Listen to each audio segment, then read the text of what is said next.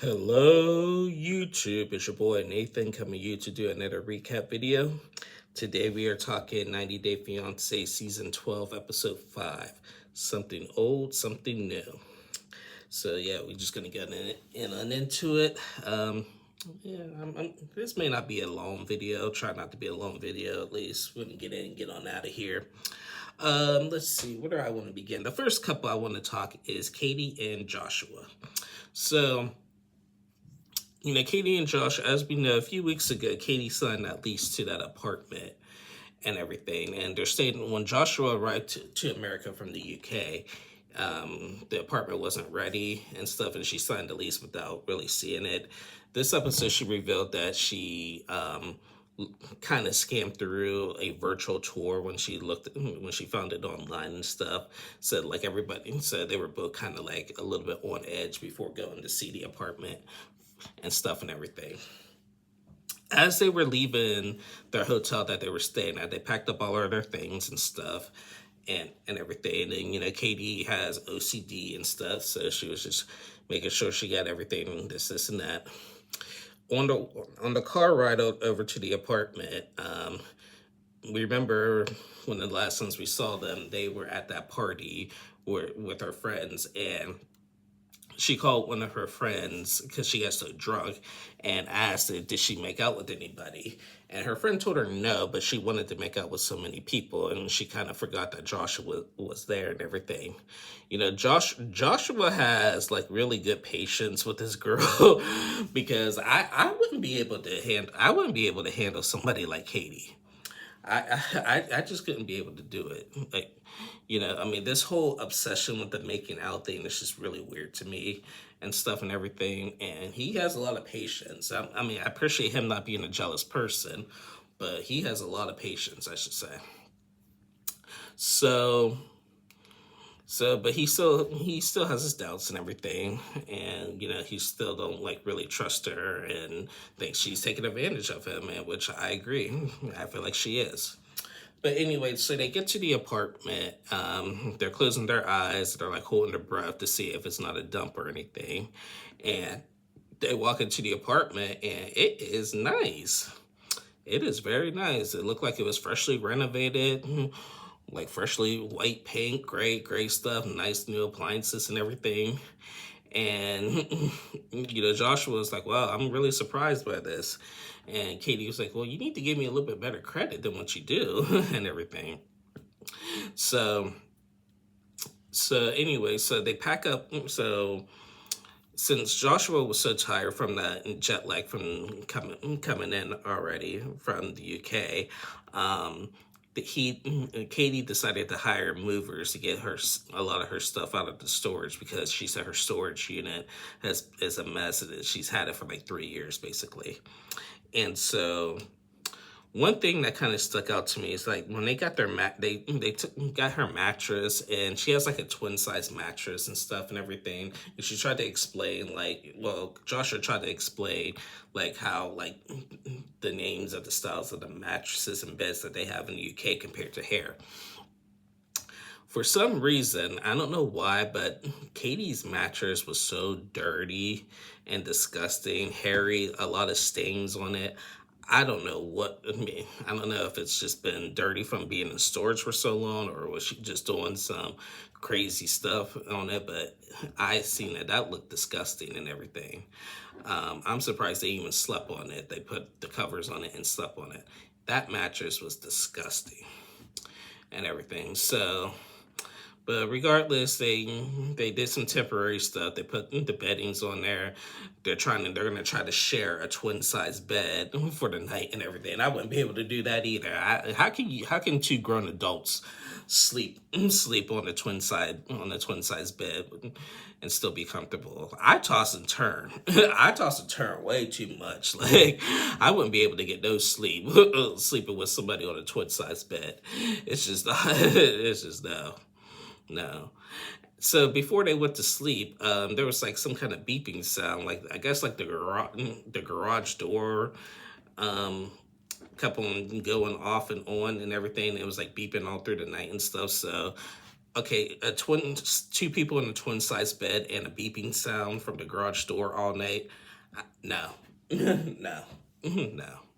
No, I don't know what weird things they got going on there, but it's just Katie, Katie and Josh. It's just weird to me. I'm sorry, guys. This is just weird.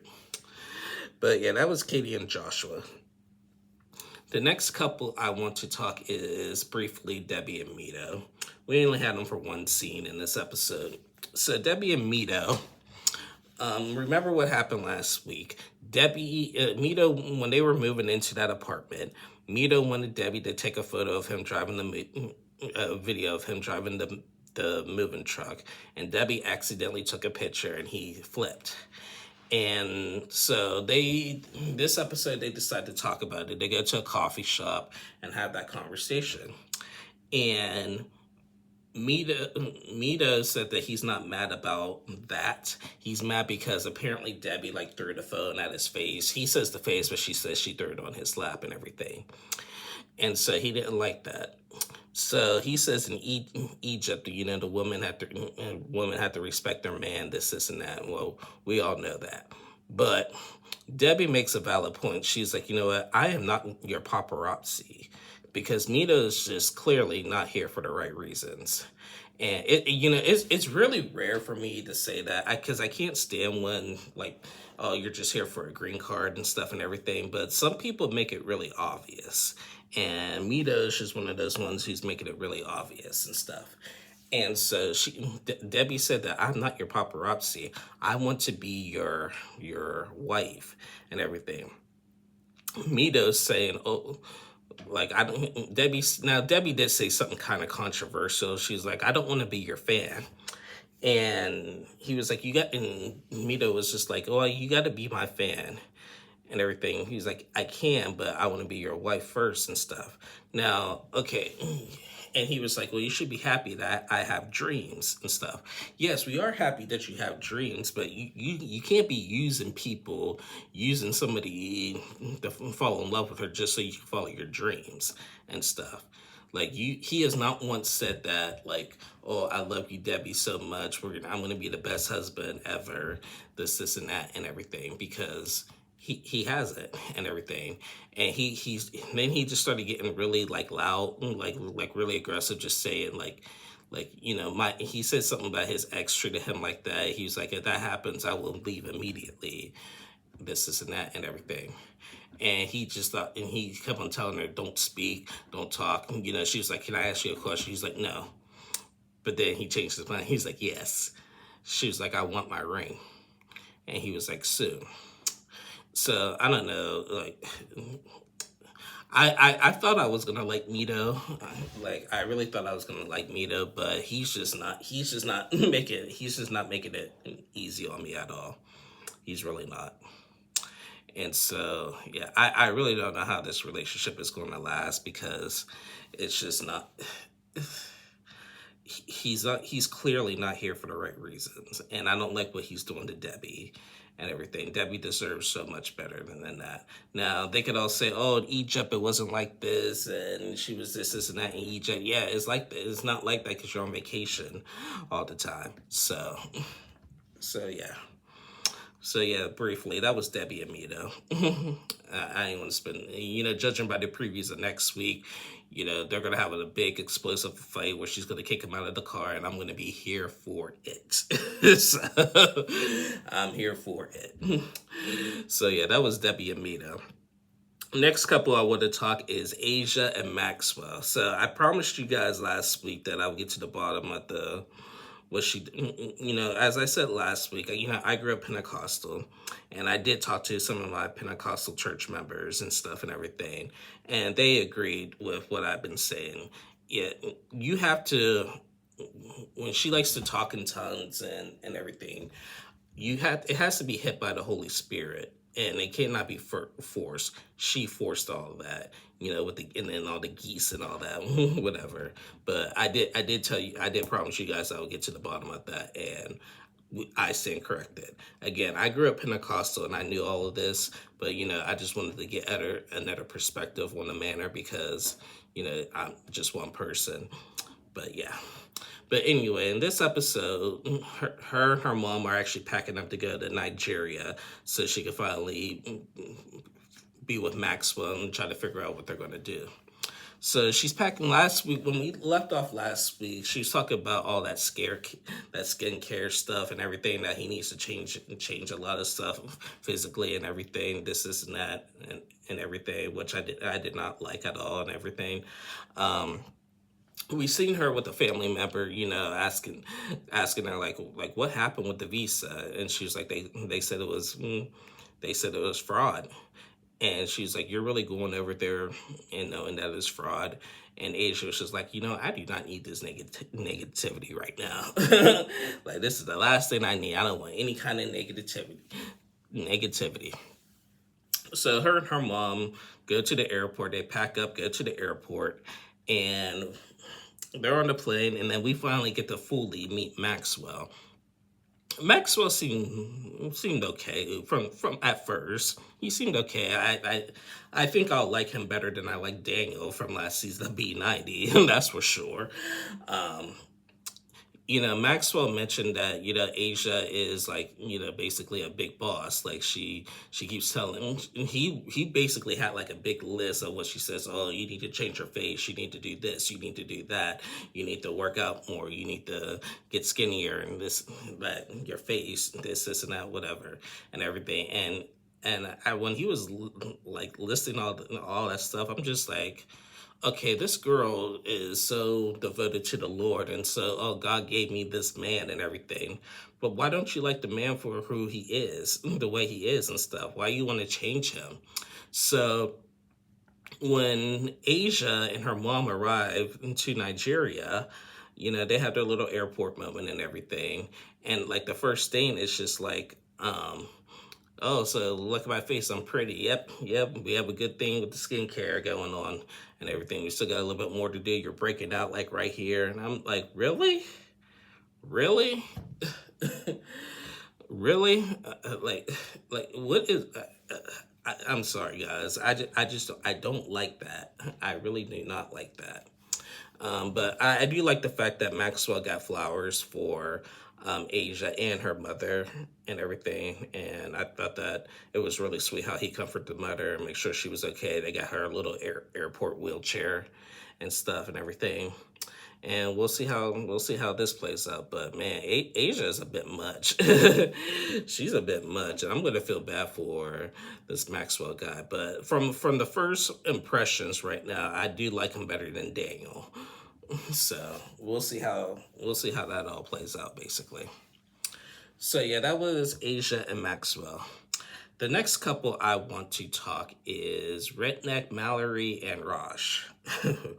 Okay, so this is the one I've been kind of dreading. Throughout my time of watching 90 Day Fiancé, there's been couples that have been cringy. There's been couples that have been like draining, cringy, draining, annoying, weird, and stuff. But this couple, and I've been pretty vocal about this all season so far with these first 5 episodes. For some reason, Mallory and Raj just make me so uncomfortable. And you could obviously tell it's just from Mallory's background. She's not what her background is, I could tell. But it still makes me uncomfortable knowing what she's around and stuff and everything. And I'll talk more about that in a sec. So in this episode, we left off last week with her ex little fling, her ex little situationship, Brandon. It's funny. Raj likes to call Brandon Brandy. I don't know why he keeps calling him Brandy, but he likes to call him Brandy. He came over. He met Brandon came over, he met Raj, he came in to pick up his camera, it was nice to meet you. Raj is just not too thrilled. He was like, this dude is coming in my house already. I don't like it. In Turkey, we are not close with our exes. Mallory's saying, well, she's gonna have to get used to it because like he was there for me when I was in the hospital. He called my family when I was in the hospital and stuff and everything. Yeah, it's tough. I feel like here's okay. If this was me, I would try to compromise. I would try to compromise. Okay, fine. I won't make you like block him or unfriend him, but there will be boundaries. That's all I would say to that. Boundaries. So he comes over and gets the camera and he leaves. And Raj is still they're getting ready for bed and they're having a conversation in the bed. He was like, I want to talk with him and everything. And like Mallory doesn't really want him to talk to him, but it's like whatever. She's like, I'm the man in the house. There's that controlness, that control and that power strive there. So yeah. So then the next day, so she's like, whatever. And she's like, I don't want to have the conversation. So the next day, they go to like a little coffee shop or whatever. And they're getting ready for this big white trash bash that I alluded to last week. Prior to the bash, they go to a coffee shop in the rain. It's raining and everything. And Mallory decides to tell Raj something. Mallory had to tell Raj because that I guess she told her friend Michaela that picked him up from the airport that she had to uninvite some people to this party because they were making inappropriate comments saying that with Raj being from a Muslim country that he might be a terrorist. And that's a god awful thing to say. I have my other feelings for something else, but that, that's just bad. Raj said, Americans, they're some small-minded people. There are Christians who are bad people. Yes, there are Muslims who are bad people, but there are Christians who are bad people. There's good and bad people anywhere in the world. It's not just all one and stuff and everything. So Mallory got really emotional. She's like, I can't really associate myself with those people. So I am glad, I've been kind of hard on it throughout this, with her, but I am glad that she had the decency to uninvite those people from that party because because I've been really worried for Raj, him arriving to Alabama, deep South Alabama and stuff and everything. When that Brandon guy was over there, he's like, yeah, we're going to give you a real family, Southern Alabama welcome. You better man up and get ready for it and stuff. Stuff like that just makes me uncomfortable and stuff and everything. So Mallory got really emotional. She said if anybody says anything inappropriate, she's going to punch him, right? And rightfully so. So thank you, Mallory. Now, here's what I want to make clear. As I've been uncomfortable, I never accused Mallory of anything. Just her friends. What she said about her friends is just what makes me uncomfortable is what I mentioned. But I never said anything about Mallory being like her friends and everything. So now it's time for the party. They go to the party, they make him change into these clothes and stuff and everything, the suspenders, the no shirt or whatever. It's just it called it a good old redneck Southern white trash bash party. I was surprised. I did see a couple people that looked like me there, so I was surprised to see that and everything. Made me feel a tiny bit better about the situation, but nonetheless, it was called White Trash Bash. So Raj got the experience, them drinking the beer like this and everything, and just dancing and all that good stuff. He met everybody. He put on a little American bandana and stuff and everything, and everybody made him say. He arrives to the party, everybody's chanting USA, USA, USA, and then made him say Roll Tide. Well, I forget Roll Tide. I'm an Ohio State fan. Forget Alabama. Go Ohio State. Let's not forget the 2014-15 Sugar Bowl when when Ohio State upset Alabama. Yes, okay, Alabama got their revenge in 2020, 2021 in the national title over Ohio State, but we're coming next year. So in 2027, Ohio State and Alabama are playing. So I'll allude it. I'll come back to that, but I just have to throw that in. But forget Roll Tide. How about Go Bucks? OHIO. So sorry guys, I had to throw that in there. But so yeah, he's having fun getting used to it, but then he sees Brandon there, or as he likes to call Brandy, and Brandon comes in kind of a little aggressive, like he's hanging out with the other people and they're drinking, and Brandon comes in a little aggressive, like, oh, get him a big shot, get him some shot of American whiskey. He pours like some whiskey in the cup and makes him drink, and he's like, it just tastes like whiskey. What's the big deal? So then Raj is just like, you know what? I think it's time I go have a chat with Brandon. So he tells Mallory, I'm gonna go have a chat with them, and she's like, okay, go. So he goes to have a chat with Brandon, and he goes and sits on the back of his truck and stuff. Brandon's already pissed off that he did that. He's like, so he comes in, he's like, I have something to talk to you, and I don't want to. And Brandon's like, you don't want to be an a-hole. And Brandon's told the camera, she's like, you know what? It's already disrespectful coming in and sitting on the back of my truck and stuff. And Brandon was like this, I choose violence at all times and everything. And we left off with the cliffhanger on that. And we just want Raj to say, I'm not comfortable with you being around my future wife. But this Brandon guy, he sounds aggressive, and I could tell like he's really intimidating, and Raj is not going to back down from it. But wow, yeah. And the only thing I will give that Brandon guy is that, like, okay, maybe he shouldn't have, but he doesn't know any better. He shouldn't have gone to sit on somebody's truck, but he doesn't know any better. It's only his second day in America. Like, he doesn't know any better and stuff and everything. So, like, cut the dude a break. So yeah. Yeah, I hope that doesn't get violent, because they scare me a little bit. I'm sorry, that scares me a little bit. But yeah, that was Raj and Mallory. And the final couple I want to talk, I've been dying to do this couple, Marissa and Edward. So Marissa and Edward, they weren't on last week's episode, but remember 2 weeks ago, Edward finally arrived here from the DR. He arrives, Marissa takes him to her really high classy house. When he gets to the house, he's like, this is your house, babe? It looks like Home Alone. After looking at it, it does look like that house from Home Alone, basically.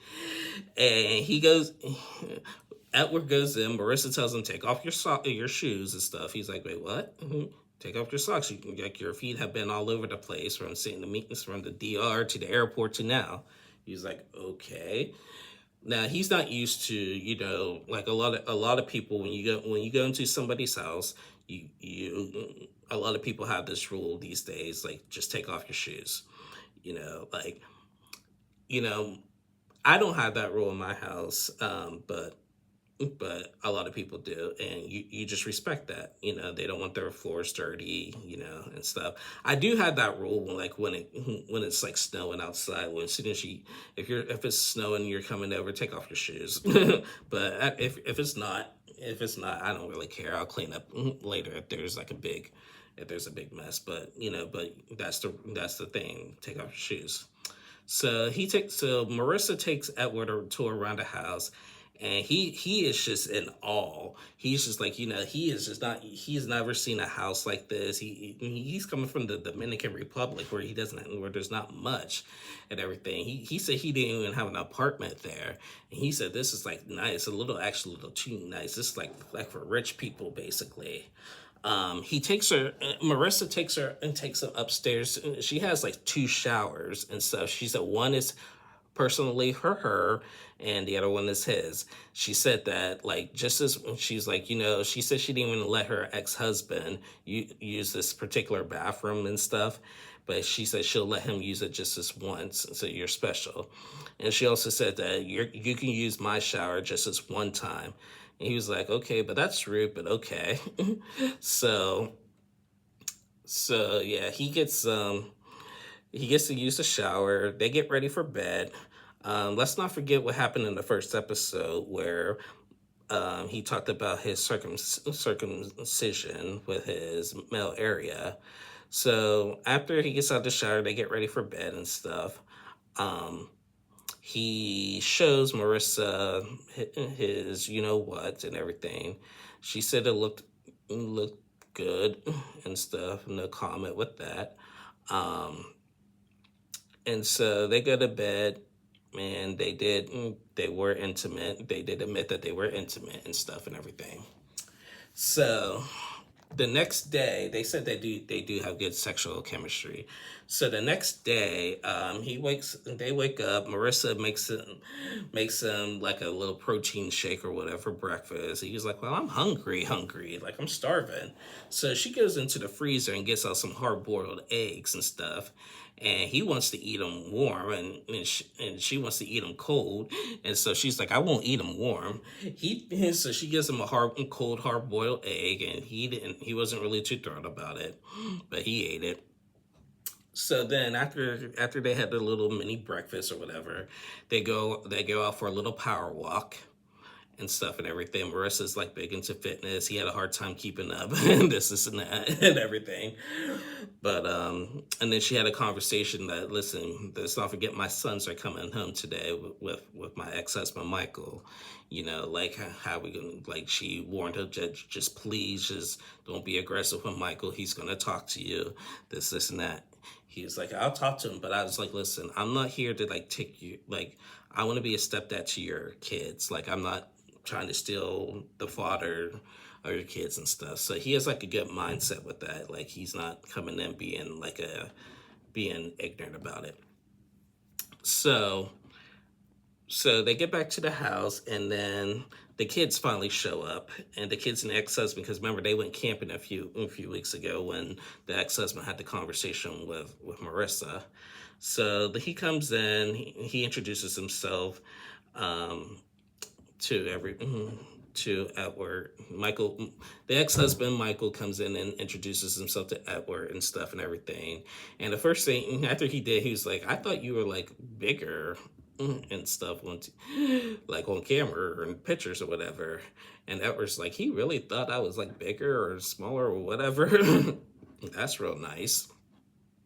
So they asked the boys how they like camping and stuff and everything. They said good, and the ex-husband said they were a pain in the butt at times.